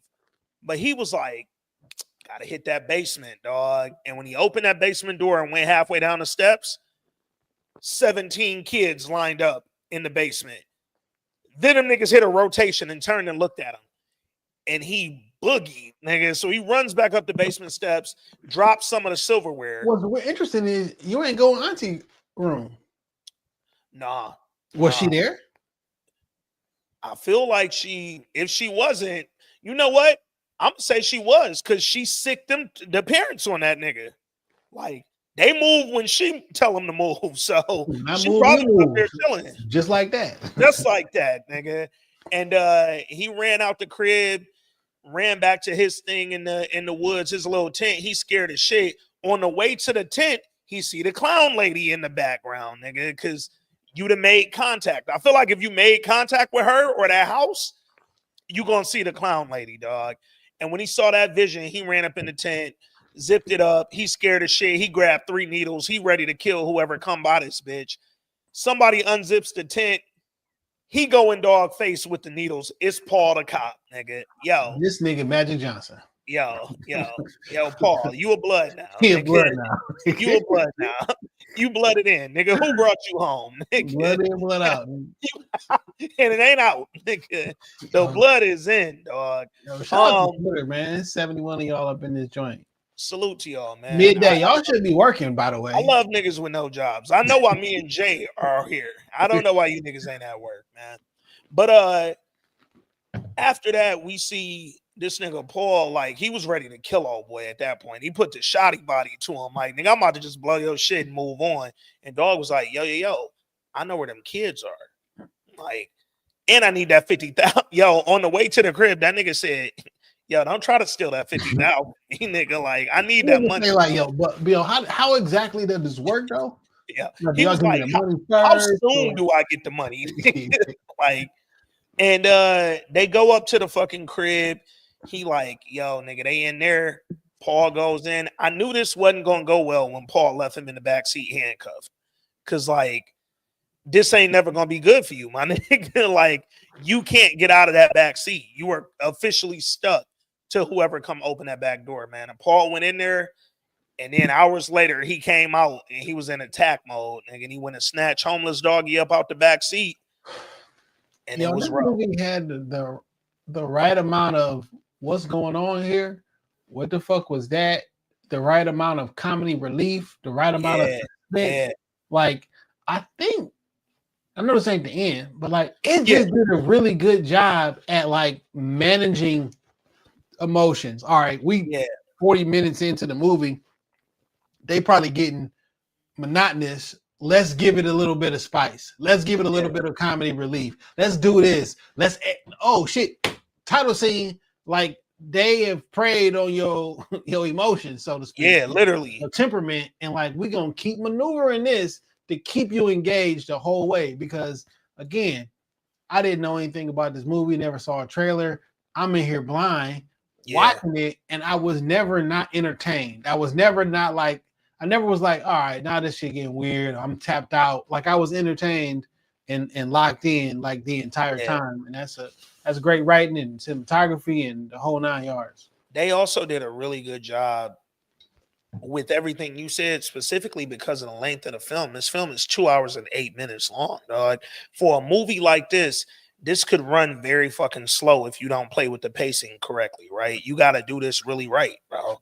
Also, I'm glad that movies are going back to 2 hours, because this hour 20, hour 30-minute shit, fam, we watch that shit on Netflix. Yeah. But like, I don't be feeling like, if you don't give me 2 hours of a story, I don't feel like this a movie. I feel like there's some, I watch longer YouTube videos than that. Like, facts. And this film did a great job at showing, like, yo, you can give us a 2 hour film and still leave enough room to tell more story, right? Because it was a lot that we didn't get, and they just kind of left to the imagination, which I'm not mad at. But the final, before we got to Alex, who was the last fucking title card, we saw Marcus' title card, which I ain't even think we was getting to. Nigga, I didn't know that was gonna happen. And we see Marcus, he had probably the quickest title card. Well, Paul and Homeless Dogs were quick, but you combine theirs because same story. So when we saw Marcus, we see a lot of, you know, his home life, right? He on the phone with Justine, telling her leave the fucking kid alone. Like, Alex ain't, you know, he ain't with all that bullshit you on right now. And then we see him and his husband at the grocery store. Then we see him at work, right? And his assistant come like, yeah, yo, 2 o'clock here. And we see this strange looking old lady coming there with a face full of fucking white makeup and an orange wig on, dog. And it was like, yo, who the fuck is this lady, nigga? And she like, yo, I'm Alex's aunt. We ain't never met before. His parents is sick, blah, blah, blah. And the nigga Marcus is like, well, yo, we getting some complaints, so I would love to come, you know, talk to you. I got to talk to his guardians, his legal fucking guardians. But I just want to understand what's going on, dog, like at your crib, because a lot of people saying a lot of things about that house. Also, we said bring the mom and dad, and you not mom or dad. So thank you for coming out. And even peep the lie she told. She was like, oh yeah, I'm Alex's aunt. His mom is my little sister. No, nigga, her mom was your sister. Nigga, like, she said my mama would have took care of her, so I'm gonna take care of her. Like, and like all this extra shit you're doing, like, but listen, since you're not the guardian, I'm still gonna need to see them niggas. Yeah. So let me see them niggas. And it was one fucking piece in that scene where she was in his office, where she turned to the right and looked at some of his little ribbons that he had over there. Little, teacher of the principal of the year, first place, all that shit. And she looked at him. And we ain't know shit about it, but you could tell when she looked, this gonna be something, right? And then we see this nigga Marcus at the crib on a Saturday with his mans. His husband brings in 7 hot dogs and some carrots on a plate. Pause. So at first I thought like, yo, this is the wildest shit I've ever seen. But then I actually peeped. Zach Krieger was like, one of his best friends who died used to eat 7 hot dogs every day. Like that was breakfast, lunch, dinner for that nigga. And he was like, so that's a lot of hot dogs a day will lead you into an early grave. Facts. I think he died in a more newsworthy way. But that was his ode to his mans. Like, yo, we're gonna put the 7 hot dogs on the tray. And Marcus and his husband chilling. They looking at National Geographic. They having a good little principal Saturday morning. And somebody comes to the door, dog. And it's Aunt Gladys. Fam, you know what I thought about the minute she came to the door? Sinners. How you know where I live at?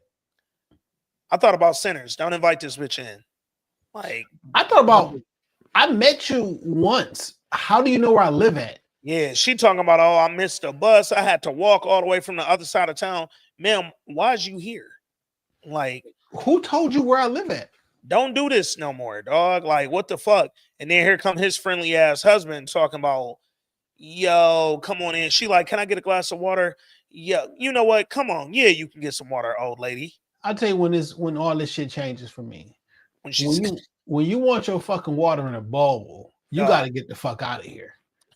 She said, he was like, yo, get her a glass.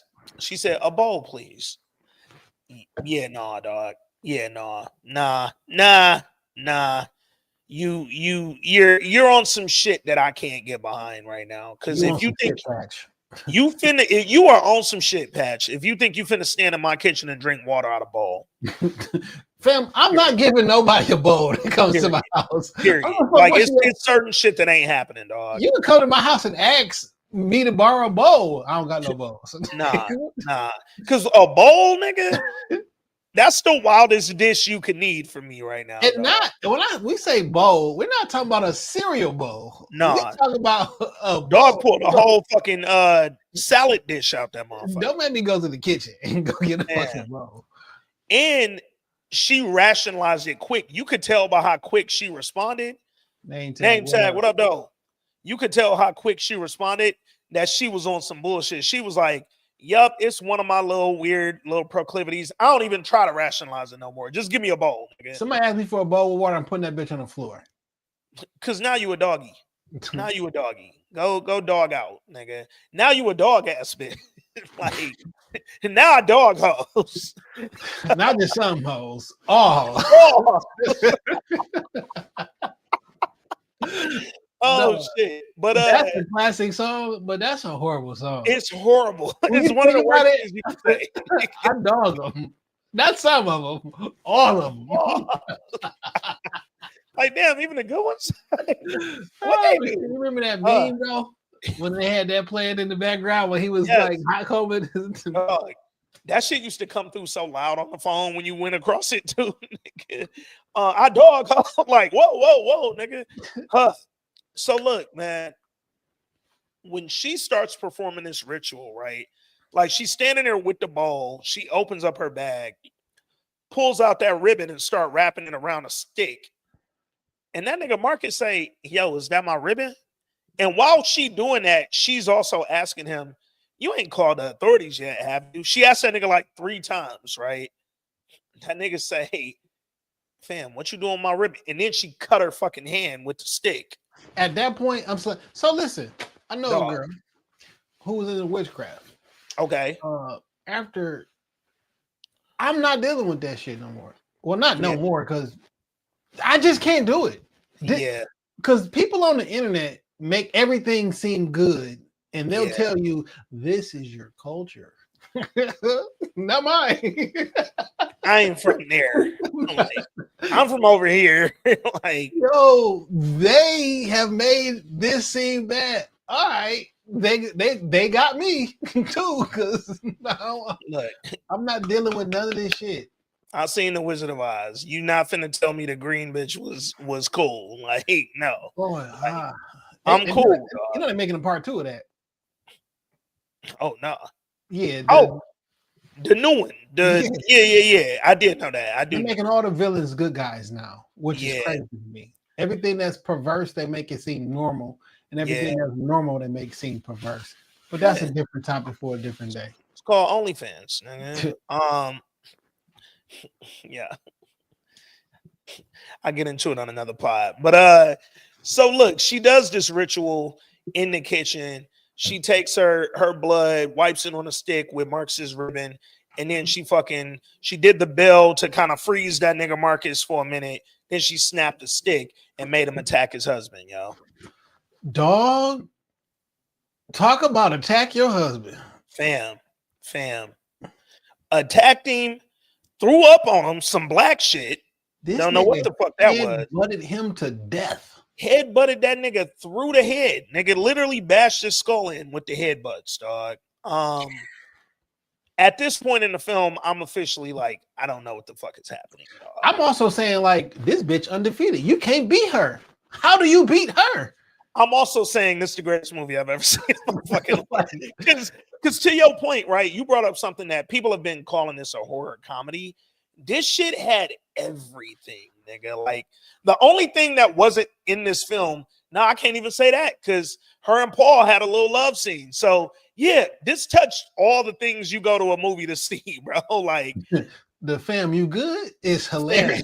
Yo, he got in her face. That nigga said, "Hey, yo, you good?" That nigga started snapping his finger. Yo, this shit had me mind blown. And then we see Marcus, when he done with his husband and then he bashed his head in, she pulled out some blonde hair from her purse. And now we starting to see shit come together, nigga. And she wraps that around another stick, snaps that, and Marcus takes off to go attack Justine. Also, it's like unlimited energy, unlimited ammo in the snapper of the twig, because like that nigga ran at full speed for a couple of miles. Nigga, he ran across town. I think when you run with your arms out like an airplane, you can go for days. Nigga. That's why kids do it. Yeah, because it set up a different energy. When I was a kid, like, yo, you know who kind of run like that though? Who that? Young dog. I can't think of his name right now. From the Olympics, he like 17 now, but he was in the Olympics last year. Oh, from last year, the 11th grader. Yeah, he got that weird running style. Yo, he run like Omar Epps and Higher Learning, like them niggas. Well, he don't be like, but his arms be this way though. Yeah, yo, the weapons run. Them niggas run like Meech and yeah. That was Meech running through Mexico. Yeah. Yo, Terry with the chancletas is crazy. I did not notice that, dog. No, that was Meech with the chancletas. No, that picture that JG. Yeah, no, that was Meech. I just had it up. Hold on. Let me find that shit real quick. That's crazy. Yeah, looking crazy than a motherfucker, dog. Yeah, I got that shit right here. Yeah, it's Meech with the boys. That is crazy. That's crazy. So look, we see Marcus, and then we see him run up on her at the gas station. We know where that went, that whole scene. But then what we saw was the after, right? Because he continues to chase her when she leaves in her car, and he chasing her on foot. He running down the street, and we saw Archer getting his whip to chase after them. And while he going after Marcus, we see this nigga Marcus get run over going through a red light, yo. And I'm wondering, like, yo, what's gonna stop this nigga? Yeah. Because at that point, we ain't seen how you stop one of these motherfuckers. And like, exactly how far can you chase me? I'm in a car. How fast can you run? I'm in a car. Yeah. If I get an airplane, what you gonna do? You gonna swim? Like what? Like what? How does this work? I feel like once you locked on. So one thing Archer said real chill during his title card was, yo, them kids ran out the door like a heat-seeking missile, like they was headed to some like a weapon, right? And so then you look at how Aunt Gladys was using all these people. She weaponized them. Yeah. Like, so it was dope, man. And then we got to that final title card with Alex. Yo, this shit was so emotional for me, dog. Like, my little nigga had a good life, bro. And it just explained, all right, this is what's really been going on. Yeah. And have you noticed when she popped up initially, she was really fucked up, really old looking, really skinny, hair gone. Yeah. And from my understanding, how it makes sense to me is she be taking these motherfucker life force. Yeah. She thought that she was gonna come in, take the life force of the mama and daddy, and be all good. That was gonna restore me for another, I don't know, who knows how long she been here, right? But that shit didn't work out like she planned. Yeah. So I could take Alex, but I need more. Yeah. I peeped a few things. She's definitely sucking the life out of these people. And that's why, if you remember early on, right, when she first turned mom and dad, they were still talking. You know, dad was, hey, buddy, like, how was school today? They was on that, right? And then over time, they became completely mute and only really even fucking did anything when they went into weapon mode, right? But she told him, yo, I thought your mom and dad was going to do that for me too. Like, I'm trying not to be sick, but I need more than that. And like, we saw her hair started to grow a little bit. She had them stupid ass 5 braids. That's how a lot of y'all niggas be looking when y'all lock y'all shit, but y'all start balding. Y'all be having them 5 braids looking like Aunt Gladys. And she was like, yo, I need you to go into your class and bring something from every class. First of all, Aunt Gladys, you got way too hype, nigga. Every class member, goddamn, nigga. Also, though, when she set the standard of like, yo, what I can do, she made the niggas stab themselves with the forks. Oh man. Oh man. That was hard. That was hard. Because, you know, Alex, when he first came downstairs and saw his parents, the whole thing was, yo, your mom's Aunt Gladys is coming to stay with us. She real sick. Dad had even told him, like, I don't think she gonna live a month. Nigga, like, she ain't gonna be here long, dog. Dad didn't want her there anyway. Yeah, Dad, like, we don't know her, but I'm on my husband's shit. Alex knew off top something ain't right with mom and dad. That nigga threw water in his face. Yeah, you know, he doing everything. Yeah. And then she was like, Alex, sit down. He was, yo, shout out to Young Dog for his face acting too, because he looked visibly irritated with her. Like, bitch, I'll knock your shit off. And then she was like, okay, this nigga must don't get it yet. So she did her little ritual with the bowl. And then she shook the motherfucking bell. And they got to poking themselves in the face with the forks. And immediately Alex knew, like, oh, this is real, my nigga. Like, my parents are really under some type of spell. But also, if I didn't have the parents under a spell, I believe Alex can take you, my nigga.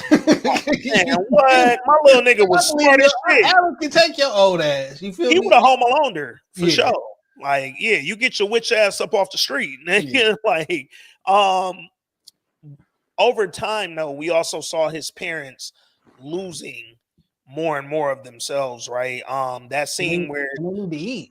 Yeah, she was like, yo, go feed them some soup. Because here's the thing, if I'm still in their life force, I need them to be powerful. Like, they need food, they need sustenance. And she was like, feed, yo, the scene where he trying to open the soup can and it's spilling out and he got it between his legs. He don't know how to use a can opener. Fuck me up. I ain't gonna lie. I was in the theater ready to be like, yo, man, I'm gonna kill this bitch, Alex. Don't worry about it, Alex. And then we see him smarting up. He went and got the pop tops, nigga. Like, okay, he conforming to this reality, dog. And she also told him something very direct. She was like, yo, don't tell nobody about me. You can't tell nobody that I'm here. And she's like, I need you to say that out loud. I need you to promise me. And she was like, if you do, I'll know. Like, that's what let me know. She be knowing when her name come up in them rooms, nigga.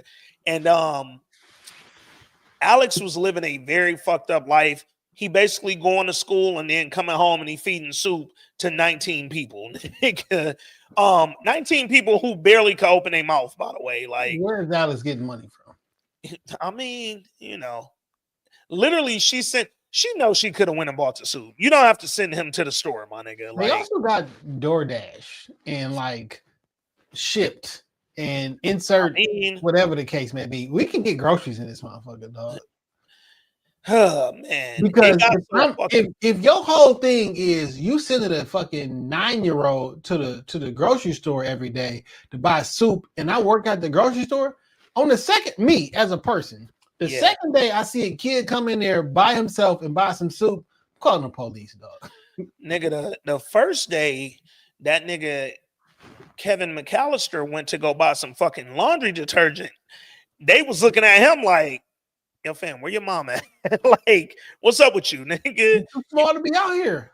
Like, what the fuck? You could barely carry this bag, my boy. Like, no, this looks weird. So, seeing all of this take place from Alex's point of view was fucking heartbreaking, but it also led us to the final fucking scenes, man. We see Alex came in the crib from school one day.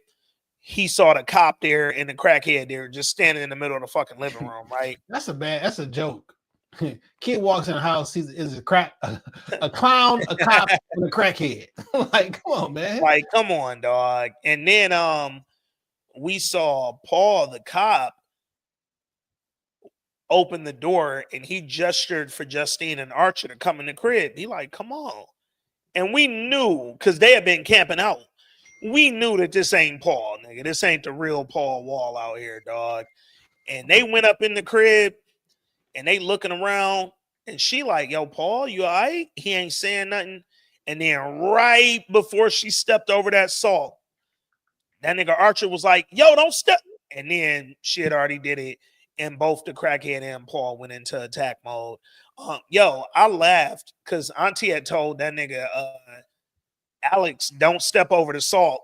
He did that shit just to see what happened. Because like, man, that was heartbreaking, man. Can you imagine, dog? Your parents trying to kill you, bro. Like, also, and mom was on some shit. She might have had a beef. Also, how many rooms in this and how many doors in this house? How many doors is in that room? How big is that fucking room? Yo, that nigga Alex.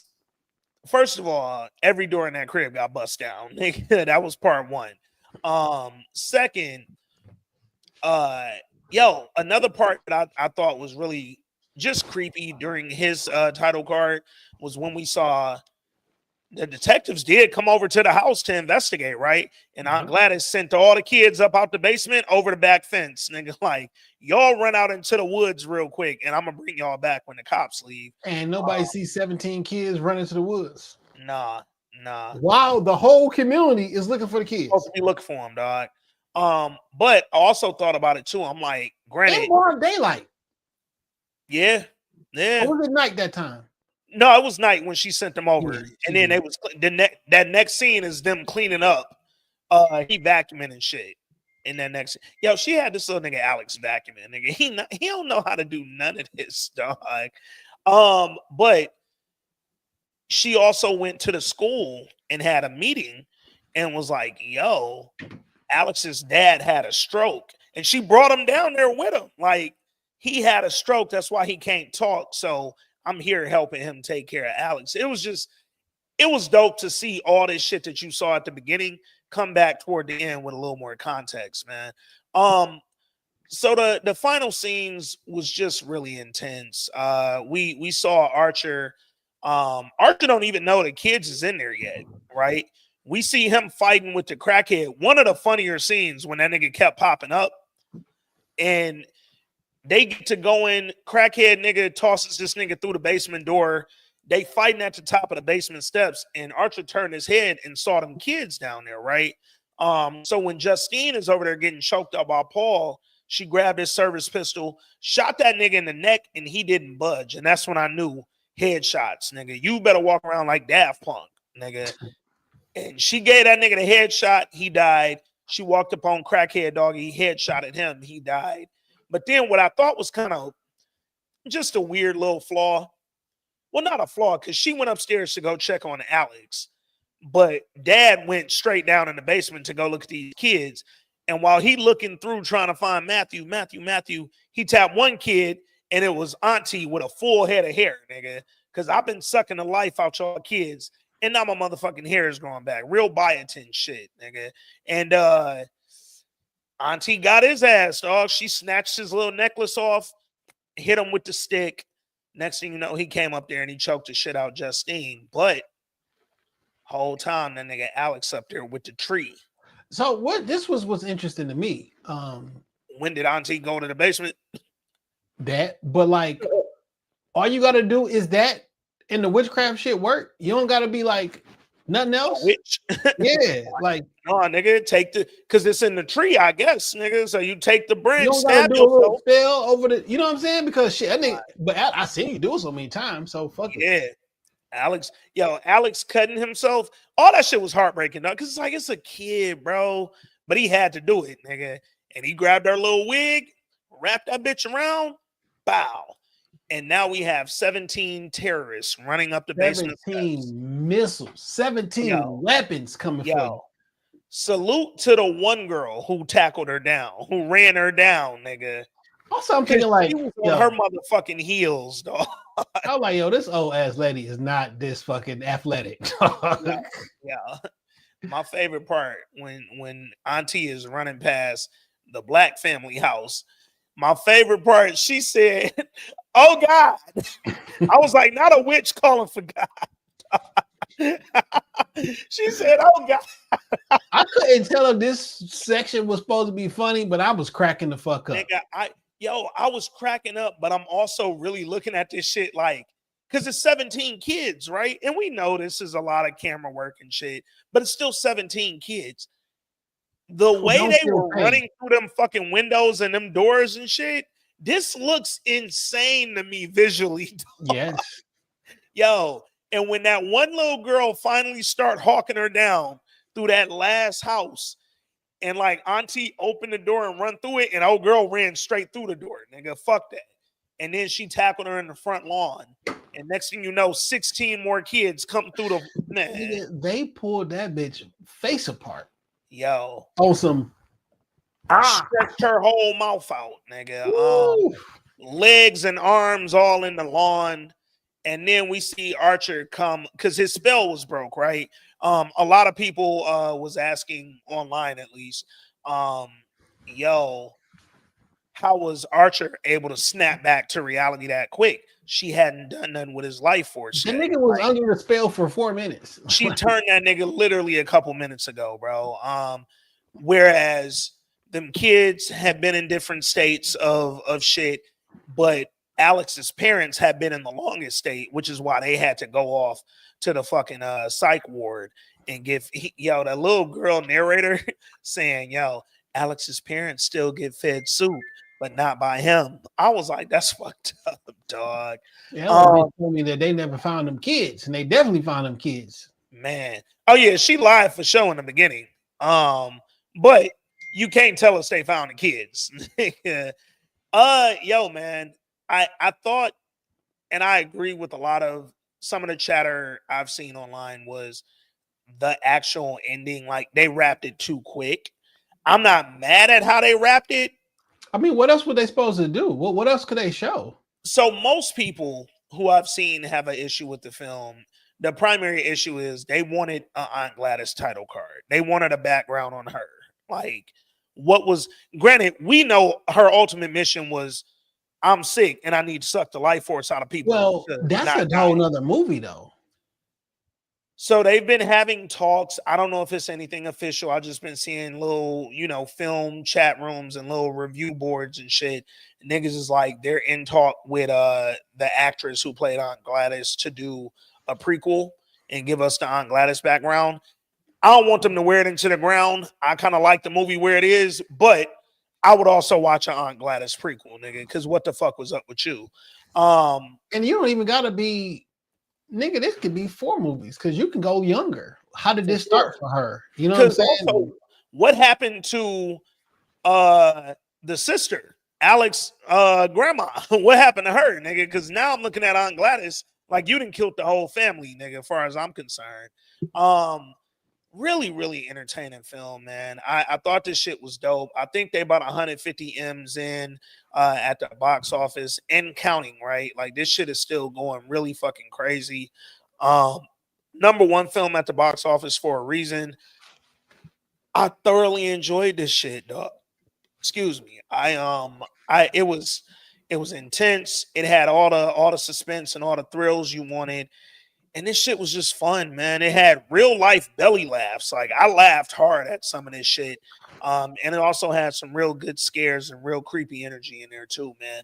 If you have seen Weapons and you checked out our review, man, let us know what you thought about the film. Let us know if this is something that you'll be interested in seeing a prequel or even just a whole Weapons universe around this shit, man. Yo, Rob, that's a good point. I do think that they want to Insidious this shit and turn it into, because once you'd have made, you take a little, I don't know, $5-6 million budget probably, and then you go up 140 M's, 150 M's. So, niggas like, want to make more of that, bro. I'm not mad at when like you got a good thing, something happen, and I'm not mad at like creating worlds around that and having multiple films because like I want to see the new content, right? Because we always say, yo, they make remakes and this and this and this and this, so that we seen this movie already. Well, this is brand new to us. Why can't we see a prequel?